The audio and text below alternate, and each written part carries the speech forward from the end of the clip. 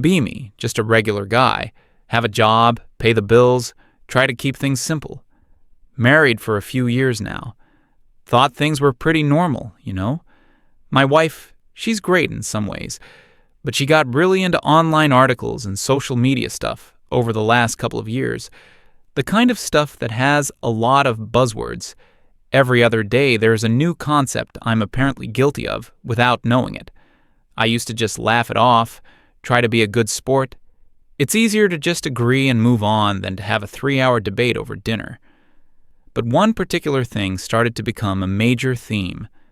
A hill she was apparently willing to die on. Manspreading. I'd never even heard the term before she brought it up. It started subtly. We'd be watching a movie on the couch. I'd be sitting there, comfortable after a long day at work. She would shift pointedly, making a little huffing sound. I'd ask what's wrong.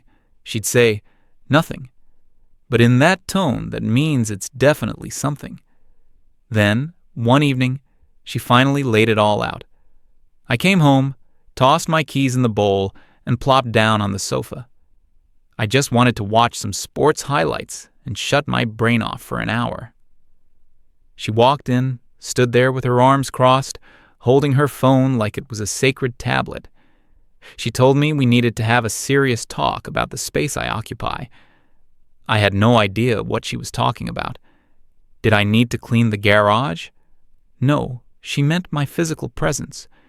She said the way I was sitting was a classic example of patriarchal entitlement, that I was manspreading and subconsciously asserting my dominance in our shared space. I just looked at her, then at my legs. I was just sitting, like a person sits. I tried to explain that it's just a comfortable position. It's how my hips are built. It's not a political statement. This was a mistake. She launched into a full-blown lecture.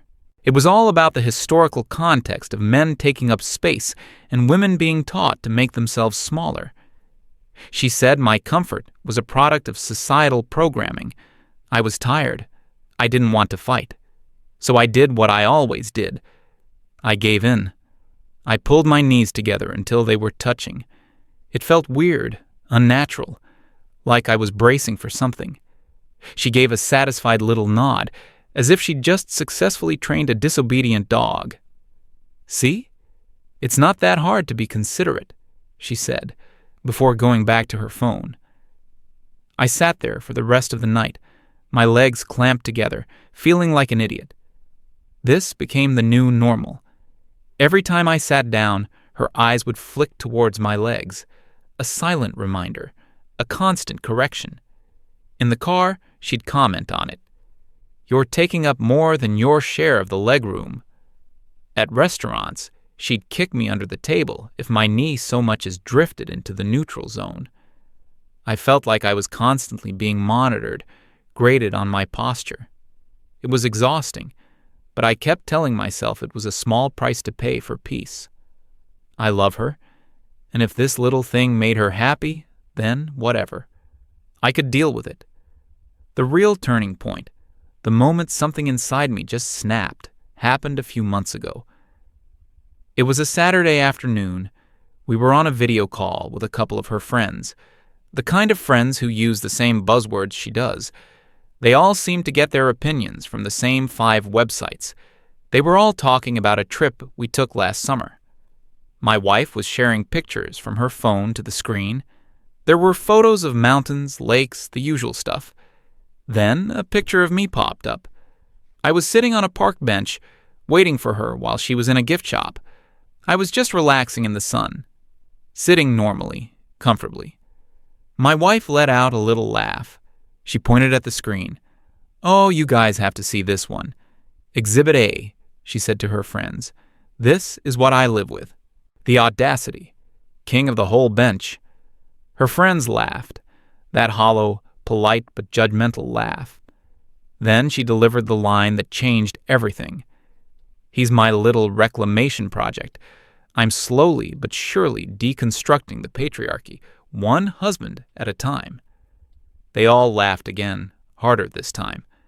I was sitting on the other side of the room, pretending to read a book. I heard every word, A reclamation project. That's what I was. Not a partner, not a husband. A project. Something broken that she needed to fix to prove a point to her friends. All those little corrections, the constant nagging, the lectures. It wasn't about us. It was about her. It was a performance. I didn't say anything. I just sat there, feeling the pages of the book under my fingers. A strange kind of calm washed over me. It wasn't anger. It was clarity. The war was over because I wasn't going to fight anymore. I was going to surrender, unconditionally.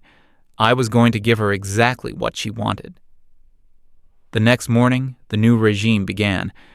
I woke up, got ready for work. We sat down for breakfast. I made sure to sit perfectly straight.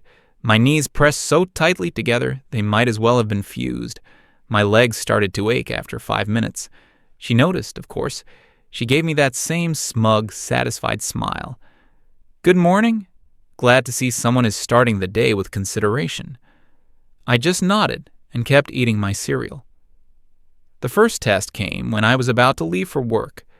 She asked me about my big meeting that day. Normally, I would have told her the details, who was going to be there, what the challenges were, maybe vent a little about my boss. I'd take up some conversational space. This time, I just said, "It's at 10. She waited, expecting more. I just looked at her. "Have a good day," and walked out the door. I could feel her confused stare on my back. When I came home that evening, the experiment continued. She asked me how the meeting went. "It went fine," I said, taking off my shoes. "Just fine? Did you get the new account?" "Yes." "Well, what did they say? Was it a tough negotiation?" "No."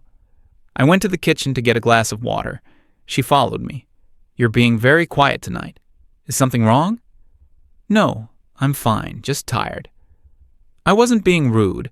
I wasn't being cold. My tone was perfectly neutral. I was just being economical with my presence. I was making myself smaller. The next few days were more of the same. My physical posture was impeccable. I sat like I was a guest in my own home, afraid to take up too much room.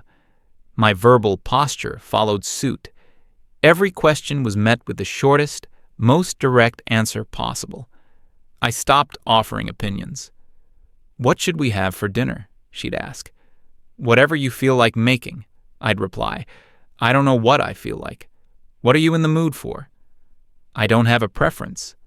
"Okay, Chinese or Italian?" "You choose." The first time, she seemed to enjoy the control. She got to pick everything without any debate. By the fourth or fifth time, a line of frustration appeared between her eyebrows. It was the same with watching TV.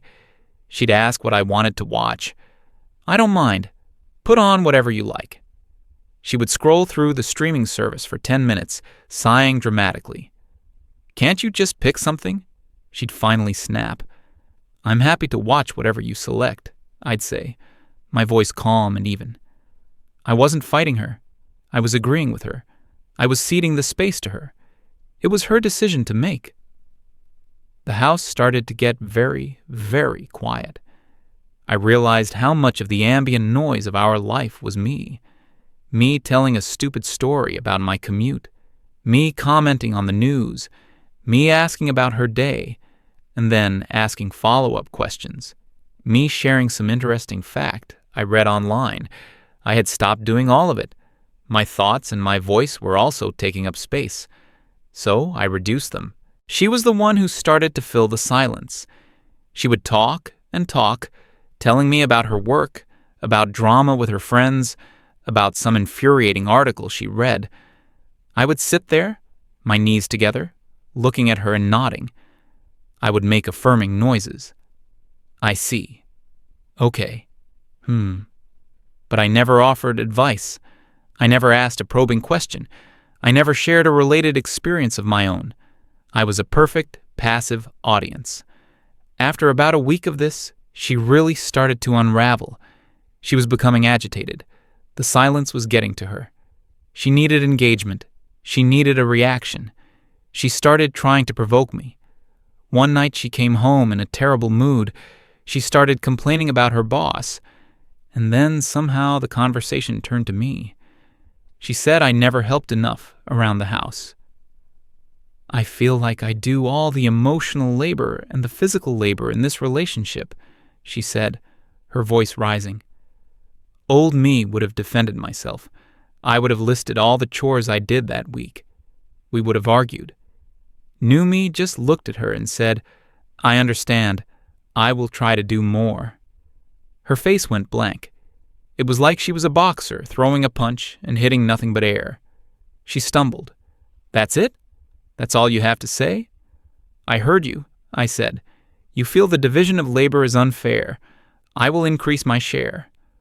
I wasn't being sarcastic. My delivery was completely sincere. She just stared at me, her mouth slightly open. She didn't know what to do. The argument she was gearing up for had vanished. She just shook her head and walked out of the room. The dynamic in our home had fundamentally shifted. I was no longer a project to be fixed. I had been fixed. I was compliant. I was quiet, unobtrusive, and small. I took up the absolute minimum amount of space required for a human to exist in a house, and she was miserable. She started to complain that we never talked anymore. We talk? I'd say. You're talking right now, and I'm listening. No, this isn't talking. This is me talking at you. You never tell me anything anymore. I feel so alone. I had the perfect response ready. I'm sorry you feel that way. I'm trying to be more considerate and not dominate the conversation. I'm trying to leave more space for your voice to be heard. I was using her own language against her, and because the logic was hers, she couldn't refute it. It was a perfect trap. She was trapped in the world she had designed. She was getting exactly what she asked for, and it was driving her insane. She would try different tactics. Sometimes she would be overly affectionate, trying to get a genuine emotional response from me. I would accept the hug, but I wouldn't initiate. Sometimes she would cry, hoping to trigger my sympathy. I would hand her a tissue and say, "It's okay to feel your emotions." I was a gray rock, a polite, agreeable, useless wall. I was present in body, but my spirit, my personality, the part of me that took up space, it was gone. I had packed it away. I was living as a ghost in my own home. And the person who was most haunted by it was her. The final act of this whole charade was set in motion when she decided to invite her sister and her husband over for dinner. This was her last desperate move. She thought that maybe in front of other people, I would be forced to act normal again. She thought social pressure would break me. "They're coming over Saturday night," she announced, "and I need you to be present. I need you to engage. Can you please, just for one night, be the man I married?" I looked at her with my calm, neutral expression. "Of course," I said. "I will be a gracious host." She had no idea what she was in for. She thought she was winning. She thought this was the end of my little game. But it was just the beginning of the grand finale. The day of the dinner arrived. I did my part. I helped clean the house, went to the grocery store, and prepped the vegetables. I was efficient, quiet, and helpful. A model domestic partner. My wife seemed to relax a little. She probably thought my phase was over. She put on a nice dress, did her makeup. She was trying to project an image of a happy, successful couple. "How do I look?" she asked, doing a little spin in the living room. The old me would have said something like, "You look amazing," and maybe added a specific compliment about her dress or her hair. The new me simply said, "You look very nice." A flicker of disappointment crossed her face, but she quickly hid it. The guests would be here any minute. Her sister and brother-in-law arrived right on time. Let's call them Sarah and Tom. Tom's a good guy. We'd always gotten along. We'd talk about cars, football, stupid stuff, an easy friendship. I greeted them at the door. "Welcome. It's good to see you both. Please, come in." I took their coats, my movements precise and formal. Tom clapped me on the shoulder. "Brent, How's it going, man? It's going well, thank you. Can I get you something to drink? I sounded like a butler. Tom gave me a slightly confused look, but asked for a beer. I went to the kitchen, retrieved the drink, and presented it to him. We all settled in the living room. My wife and Sarah started catching up. Tom turned to me, ready for our usual banter. So, did you see the game last weekend? What a crazy ending. Yes, I saw it, I replied. He waited for me to elaborate, to rage about the bad call or celebrate the winning touchdown. I offered nothing. It was quite a game, he prompted, trying to keep the ball rolling. Indeed, I said, taking a small sip of my water. An awkward silence fell between us. My wife shot me a look from across the room. It was a panicked, pleading look. Do something. Be normal. I just gave her a small, polite smile. I was being a perfectly gracious host. Dinner was even worse. My wife had made a roast. She was a good cook, and she was clearly proud of it. She carried the main dish to the table, and everyone made appreciative noises. She sat down, beaming, and looked at me, waiting for me to say something. I said, "The food looks delicious. Thank you for cooking." It was polite. It was correct. But it was devoid of the warmth and personality she was craving. The meal began. For the first 10 minutes, my wife and Sarah carried the conversation. Tom kept trying to include me. Work been busy, Brent? It has been, yes. Anything exciting coming up? The usual projects. It was like trying to play tennis with a brick wall. The ball just kept thudding to the ground. Tom, bless his heart, tried one more time. He turned to the whole table. Brent was telling me a while back about this hilarious thing that happened at his office with the fire drill. You should tell them that story, man. It was classic. All eyes turned to me. My wife was looking at me with desperation. Here's your chance. Tell the story. Save this night. I calmly placed my fork and knife on my plate. I looked at Tom and said, I don't think I should. It takes up a lot of time and it's not that interesting. The silence that followed was deafening. You could have heard a pin drop. Tom just blinked. Sarah looked down at her plate. My wife's smile was frozen on her face, a brittle, cracking facade. She jumped in, laughing a high, nervous laugh. Oh, Brent, he's just being modest. What he means to say is... And then she proceeded to tell the story herself. But it wasn't her story. She got the details wrong. She missed the punchline. It was a disaster. The story landed with a pathetic thud. No one laughed. She looked at me, her eyes begging me to jump in, to save her. I just continued eating my roast. I had ceded that space to her. The story was hers to tell now. I wasn't going to interrupt. The rest of the dinner was agonizing. My wife talked nonstop, a frantic, high-energy monologue trying to fill the void I had created. I simply sat there, a black hole at the dinner table, absorbing all the light and energy in the room and giving nothing back. I was polite.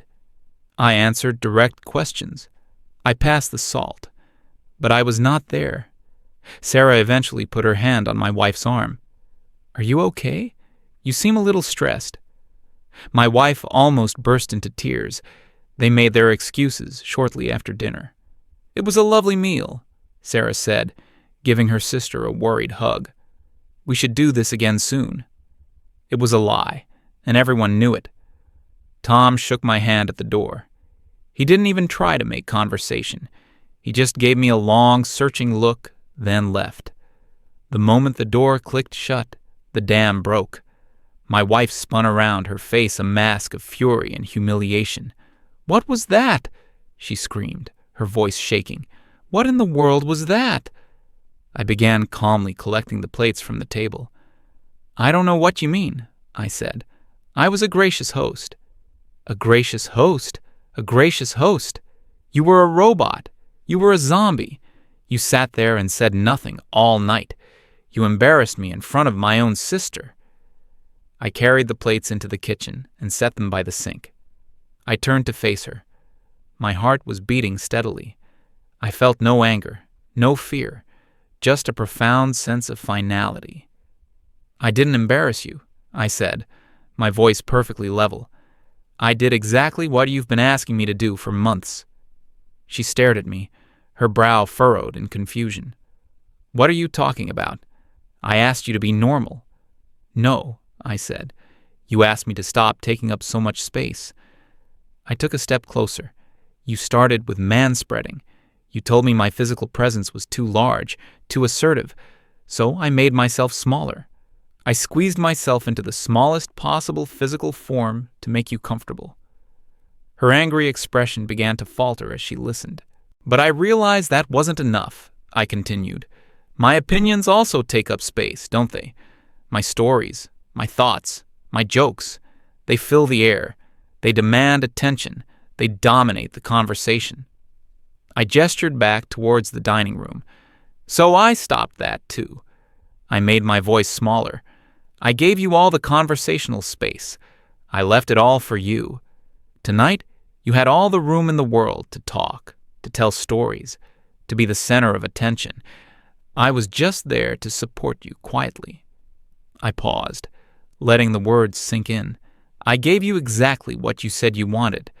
A man who takes up less space, a man who isn't so dominant, a man who is deconstructed." The realization dawned on her face. It was like watching the sun rise in reverse. The light drained away, replaced by a gray, horrified understanding. Her anger collapsed into a kind of sputtering disbelief. "So, this was all a game? You've been doing this on purpose? To punish me?" "It's not a punishment," I said, and this was the honest truth. "It's an outcome. It's the logical conclusion of your own philosophy. You see, you don't just want a man who takes up less physical space. You want a man who takes up less space in general. You want someone who agrees with you, who doesn't challenge you, who quietly fits into the shape you've designed for him." I walked past her and stood in the doorway of the living room. "You called me your reclamation project. A project's purpose is to be completed. Well, project complete. Here I am, fixed." Tears were streaming down her face now. They weren't tears of remorse. They were tears of frustration, tears of a child who broke her favorite toy and doesn't know how to put it back together. "I hate this," she sobbed. "I hate you like this. I want you back. I want my husband back." I looked at her, and for the first time in weeks I felt a flicker of something. Not love, but a sad kind of pity. "You can't have him back," I said quietly, "because you're the one who sent him away. You wanted a partner who made himself smaller for you. The problem is, you can't respect a man you've made small. You don't actually want an equal partner. You want a rival to conquer, and once you've won, you get bored." I didn't wait for her to respond. I walked over to the couch. Our couch. I sat down. I spread my legs into the most comfortable position I could find. I took up space. I picked up the remote control and turned on the TV. The silence in the house was different now. It wasn't the tense, suffocating silence of the past few weeks. It was just empty. I don't know what's going to happen with our marriage. We're still living in the same house, but it feels like we're 1,000 miles apart. She tries to talk to me sometimes, but I don't know what to say anymore. I'm not playing the game now. I'm just me. And I think she's finally realized that the me she wanted to fix was the only thing holding us together. She wanted a man who took up less space. Now she has a house full of it.